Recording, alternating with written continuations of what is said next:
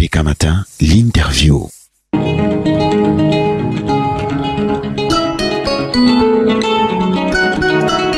Bonjour André Luther-Mequin et bienvenue sur ABK Matin. Aujourd'hui, vous tenez à faire une mise au point. Vous avez comme une tribune le 11 mai 2025 pour revenir sur des accusations dont vous avez fait l'objet par le professeur Jean Baebek et nous souhaitons que vous restituiez les choses dans le contexte de ce matin. André Luther-Mequin. Oui, j'ai appris par voie des réseaux sociaux et par certains médias que M. Baebek déclarait que je suis allé par la voie, notamment, j'ai été envoyé par le gouvernement pour aller négocier le retrait de sa candidature auprès de Mme Henriette Ekwe en proposant une somme de 50 millions de francs, auquel cas, d'après ces allégations, il sera liquidé, il y aura une simulation d'accident. J'ai été très surpris et estomaqué par cette information qui m'a fait tomber des nues et qui m'a véritablement surpris parce que j'ai été surpris qu'une personne de l'académie de professeur Baebek puisse inventer de telles histoires. Parce qu'il n'y a jamais eu d'échange dans ce sens-là, Monsieur Luther-Mequin. C'est causé de fil blanc. Ça prouve de tout que c'est une fausse information, que c'est une désinformation. Il n'y a jamais eu de rencontre entre Mme Ekwe et moi dans ce sens. Et une telle histoire n'a jamais existé, jamais. C'est-à-dire que j'ai été très surpris. D'abord surpris par la teneur de l'information et surpris que c'est quelqu'un, un enseignant de la cabine du professeur Baebek qui puisse, n'est-ce pas, créer un tel mensonge. Je voudrais dire à tous les téléspectateurs et à tous les Camerounais que je ne suis associé ni de près ni de loin à cette histoire qui sort de la cuisse de Jupiter de M. Baebek. Mais pourquoi est-ce qu'il a donc dit cela de votre point de vue? Il n'a pas cité une autre personne, il aurait pu citer une autre personnalité, mais il vous a choisi vous. Et est-ce que vous pensez que il ait véritablement inventé cela et puis choisi de vous faire porter le chapeau d'une quelconque négociation sous cap? C'est une très bonne question. C'est une très bonne question et je vais répondre à cette question sur deux volets. Oui. Le premier volet, c'est qu'il est de toute évidence que le professeur Baebek a un problème au niveau de sa candidature. Je l'ai dit dans mon démenti, il y a, je crois, un problème idéologique, un problème de ligne éditoriale du parti par rapport, n'est-ce pas, à ces prises de position. Et je crois que ces prises de position ont heurté le comité directeur, n'est-ce pas, de l'UPC qui a décidé, naturellement, n'est-ce pas, de re-questionner et de reproblématiser sa candidature. Et je crois qu'à l'issue, n'est-ce pas, d'un certain nombre d'interrogations, un certain nombre de craintes par rapport, n'est-ce pas, à ces sorties de pistes, il y a un autre candidat qui est sorti du chapeau, n'est-ce pas, de l'UPC qu'on appelle Yann Timba et qui représente désormais la candidature de l'UPC. Et à l'issue, n'est-ce pas, de cette captation, il m'a semblé qu'il a été confronté et il y a eu une décision de le mettre à l'écart. Et j'ai l'impression qu'il est convaincu qu'il y a des manœuvres dilatoires derrière le retrait de sa candidature et malheureusement, c'est moi le bouc émissaire. Il croit personnellement, il croit fermement que des gens auraient manigancé pour retirer sa candidature. Et dans ces conjectures, c'est moi qui l'ai prouvé pour être le bouc émissaire de ces tribulations. Et pas que vous, Dame Henriette Ekwe également est citée dans le cadre de cette affaire pour avoir joué les imprémetteuses. Pourquoi elle aussi? Effectivement, parce que c'est Mme Ekwe qui a peut-être présenté sa candidature et naturellement, il soupçonne que Mme Ekwe aurait fait, n'est-ce pas, un volte-face, aurait jeté l'éponge et l'aurait peut-être abandonné. Pourtant, il s'agit là, d'après les informations que j'ai eues, un comité directeur qui fait saisie du dossier pour questionner, n'est-ce pas, sa candidature. Je crois que Mme Ekwe est victime de ça, du fait que c'est Mme Ekwe qui a d'abord soutenu cette candidature dans le comité directeur. André Luther Meka, qu'est-ce que vous comptez faire actuellement? Est-ce que vous avez essayé de vous rapprocher ou alors est-ce que le professeur Jean Baïbek, depuis votre mise au point, a essayé de se rapprocher de vous pour vous expliquer ce qui s'est passé ou alors le chemin inverse a été effectué? La première des choses que j'ai fait quand j'ai suivi cette désinformation, ce canular, j'ai contacté Madame Henriette Eko, qui également était tout à fait étonnée. Hein. Elle m'a dit qu'elle est très surprise de cette information et que je me sois rassuré que cette information est fausse et elle n'en a jamais parlé avec le professeur Baïbek de ce genre de choses et que le moment venu, elle va faire son démenti. Donc j'ai pris acte de cela et je crois que dans mon démenti, je l'ai annoncé. Oui. C'est la seule démarche que j'ai pu faire. L'autre démarche, c'est notamment de porter plainte.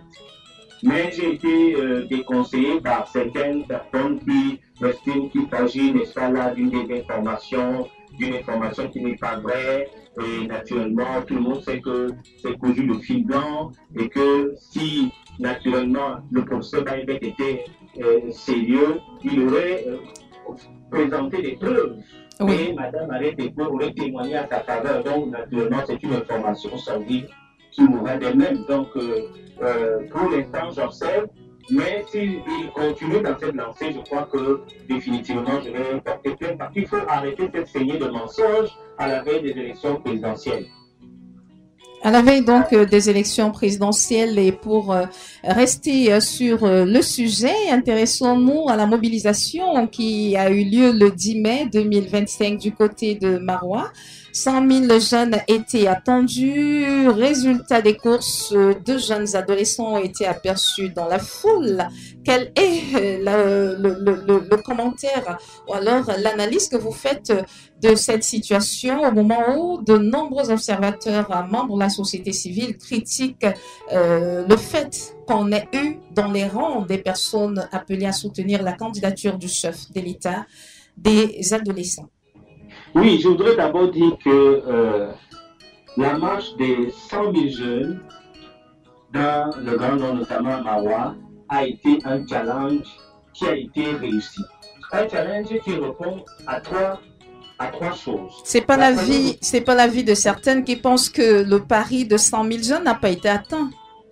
Non, pas été atteint parce qu'il y a eu une mobilisation immense, il y a eu une foule immense, et je crois que tous les Camerounais, tous les hommes des médias ont reçu, n'est-ce pas, des photos qui démontrent qu'il y a eu le plein d'œufs à Maroua. Je voudrais également dire, et je tiens à le préciser, que cette marche s'appuie sur 3 leviers, sur 3 réponses. La première réponse, c'est à ceux qui pensent que le président Paul Biya n'a plus la même mise, n'est-ce pas, à l'électorat du Grand Nord, et que cet électorat s'attelle avec ses élites à créer un grand parti du Grand Nord. Je crois que cela a été démenti par cette mobilisation.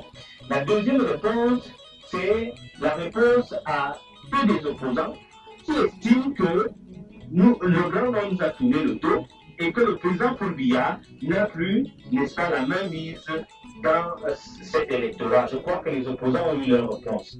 Et la troisième réponse, c'est de démontrer également aux partis alliés qui, nettement de temps en temps, nous font des coques en jambes, que nous-mêmes, avec nos élites, avec le très honorable cavalier Yégué Djibril, on maîtrise, n'est-ce pas, le terrain. Et je crois qu'aujourd'hui, nous avons la confirmation que le Grand Nord est resté fidèle au chef de l'État et est resté fidèle aux institutions de la République qui voudraient que dans des moments aussi sérieux comme les élections présidentielles, que les jeunes prennent, n'est-ce pas, leur destin en main. Et je crois qu'ils ont pris leur destin en main. Et j'ai lu une lettre du très honorable cavalier Yégué Djibril qui félicitait les organisateurs et qui voudrait rééditer l'événement. Est-ce que cette réédition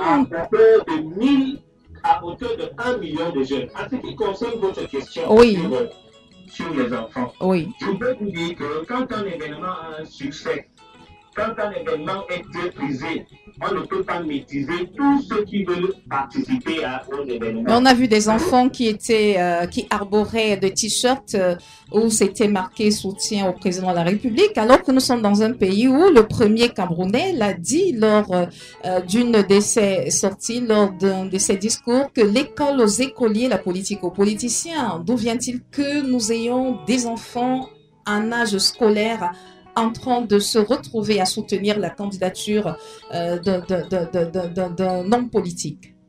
J'étais en train de vous dire que quand un événement est très prisé, quand un événement est couru et qui a de la sensation, qui a de la convoitise, on ne peut pas surveiller tous les acteurs, on ne peut pas surveiller tous ceux qui veulent participer, n'est-ce pas, à l'événement. Je crois que les enfants ont bien voulu participer à cet événement et ils ont participé. Moi, je suis pour l'enrôlement des jeunes à partir même, n'est-ce pas, de 13-14 ans dans le parti politique. On le fait à l'église, on le fait dans certaines organisations, pourquoi pas en politique? Mais parce qu'en politique, justement, vous vous êtes refusé de le faire, et ce depuis plusieurs années.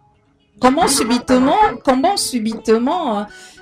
vous pensez qu'il faille le faire à la faveur d'une marche politique de soutien au président national du Rassemblement démocratique du peuple camerounais? Alors, moi, je vais vous donner une information, peut-être que vous ne l'avez pas. En 2018, pendant les élections présidentielles, le MRC ratissait l'âge dans les familles. Ils inscrivaient dans un carnet de solidarité, ce qu'ils appelaient le carnet de solidarité, les parents, le père, la mère, et même les petits-enfants. Et je crois qu'on donnait une somme de 300 francs par tête. Et il disait que quand vous avez un problème, le MRC vous apporte un secours, c'est comme une assurance garantie. Ça fait partie des actions sociales. Maintenant, oui. Mais on réunissait également les petits-enfants dans ce carnet de solidarité-là. Vous pouvez vous renseigner cette information.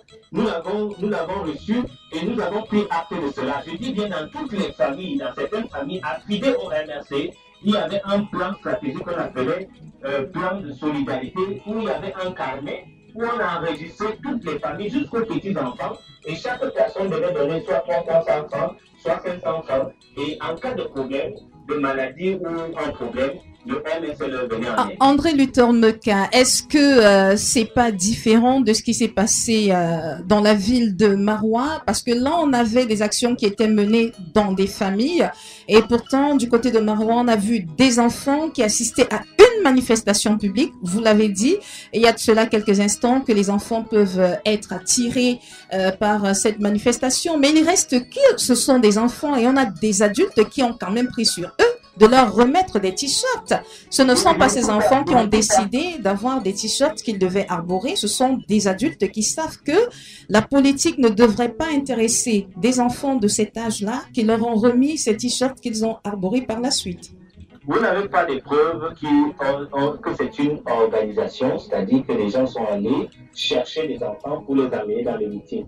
Il y a des moments, et je l'ai dit encore, je le répète, lorsqu'un événement est très prisé, des enfants qui cherchent, n'est-ce pas, les moyens pour pouvoir accéder à cet événement et se procurer des t-shirts par des petites solidarités ou par des amis. On ne peut pas établir de façon claire que ça a été une organisation d'apporter des enfants. Moi, je connais des événements où il n'y a pas eu une maîtrise, n'est-ce pas, des personnes, où les gens se retrouvent dans des fêtes sans être invités, où les gens se retrouvent dans des organisations bien structurées, même lorsqu'il y a l'espace. Cela peut relever d'une défaillance du protocole, simplement, qu'il faut corriger plutôt que de chercher à...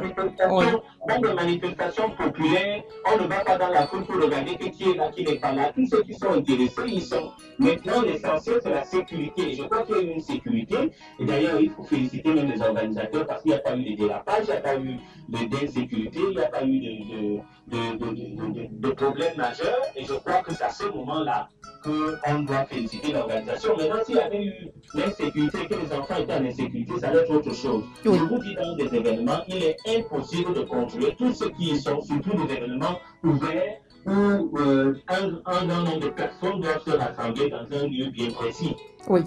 André Luther Meka, pour sortir de notre entretien de ce matin, nous avons reçu sur la toile des informations sur la sortie de l'honorable Bengono qui essayait de remettre en cause le soutien réel d'un leader de parti politique de l'opposition qui est allié au vôtre, le leader du FNSC, Issa Tirouma Bakari, qui serait en train de se jouer du Rassemblement démocratique du peuple camerounais. Est-ce que vous pouvez confirmer cette information ou cela relève simplement des fake news? Moi, je ne sais pas pourquoi les gens s'agitent sur nos alliés. Je voudrais que vous nous suivez attentivement. Oui. Il faudrait que vous nous suivez attentivement. La plupart de nos alliés du Grand Nord ont été soupçonnés du putsch, n'est-ce pas, du 6 avril 1984. Et je crois qu'il y a eu une loi d'amnistie qui a permis à ce que le président Koudia puisse réhabiliter tout le monde. Je vais vous raconter deux anecdotes. Notamment, il faut savoir que le ministre d'État, M. Bello Bouba, a été exilé au Nigeria et c'est grâce à notre gens, grâce à la magnanimité du chef de l'État, qu'il est rentré au pays et qu'il a été inséré dans la machine politique. Vous savez, quand il est rentré, il y a eu une grande fête, une très grande fête. Vous savez qui a organisé cette fête? Dites-le nous. Je vous le dis en exclusivité à ABK Radio. Parce Merci pour l'exclusivité. Oui. Celui qui a organisé cette grande fête du retour du ministre d'État Bello Bouba au Cameroun, c'est l'industriel Kati de Fosso de regretter mémoire. Vous pouvez vous imaginer cela sous l'impulsion du chef de l'État. Pour comprendre toute la magnanimité, tout le grand cœur du chef de l'État qui a fait revenir un ministre, un ancien ministre de l'État de région et qui l'a réhabilité. Il est devenu premier ministre et ensuite il est devenu ministre, aujourd'hui ministre d'État. Et n'oubliez pas que notre allié, le ministre Tirouma, a été d'un très grand temps fort en 2011. Vous savez ce qu'il a fait? Il a fait un acte majestueux, il a fait un acte héroïque, il a fait le tour des régions pour faire la promotion de la révision de la Constitution. Et je crois que cela lui a permis non seulement de convaincre le peuple camerounais de l'utilité de la révision de la Constitution, mais également de convaincre le chef d'État qu'il était un bon allié. Et je crois à l'issue de cela, il est devenu ministre. Et vous dites que tous ces efforts, toutes ces opérations, ces transactions qui ont été faites avec toutes les alliances, ils sont tous ministres aujourd'hui, et qui vont trouver le dos au chef de l'État, je n'y crois pas. Je crois que les opposants sont en train de leur faire des clins d'œil en estimant qu'ils vont rallier les entrepreneurs du chaos, en espérant qu'ils vont pouvoir, n'est-ce pas, faire une alliance. Et je crois qu'il y a eu certainement un certain nombre de vu que le ministre de l'État était oui. a participé des commodités, j'allais dire des conventions normales dans des partis politiques. On peut inviter un leader de parti politique dans une convention ou dans une cérémonie d'un autre parti politique. C'est tout à fait normal, mais cela ne signifie pas que le fait qu'il ait assisté à cette convention du MRC, ils vont abandonner, n'est-ce pas, les alliances qu'ils ont avec le RDPC. Donc, sous le regard de ce qui précède, ce que j'ai dit, vous pouvez comprendre que ce ne sont pas des alliances qui datent d'aujourd'hui et qui sont parties d'un coup de tête. Mais vous avez parlé tout à l'heure, lorsque vous essayez de mettre en avant les différents piliers, les différentes leçons qu'on peut dégager de la mobilisation des 100 000 jeunes dans la ville de Maroua, de ces alliés qui de temps en temps ont envie de vous faire des crocs en jambes. C'était pour faire allusion à quoi? Non, c'était pour vous dire qu'il y en a qui pensent que les partis alliés peuvent nous faire des crocs en jambes. Ce sont des alliances qui sont bien ficelées et qui ont eu des démarches dans le temps de confiance et de solidarité avec le parti au pouvoir. Merci. Merci André Luther Meka d'avoir répondu. Oui. Je voudrais quand même signaler que l'UNDP doit faire bonne image dans la région de la Damawa, parce qu'on me signale des camarades qui sont extrêmement maltraités par le maire de la ville de Maroua, qui est de l'UNDP. Oui. Je reviendrai à certaines émissions pour vous expliquer quels sont les tenants, les aboutissants, n'est-ce pas, de ces problèmes-là. Parce qu'on me dit qu'il y a beaucoup de dérapages du maire UNDP, du maire de la ville UNDP, de la ville de Ngaoundé. Oui. Merci André Luther Meka. Nous vous solliciterons pour avoir les différentes informations sur ce qui se passe dans cette partie du pays. Merci d'avoir répondu à nos questions sur Abekamat. Merci bien. André Luther Meka est donc militant et communicant RDPCI. Revenez au sujet d'une affaire personnelle, répondre aux questions des Sidonie Fika.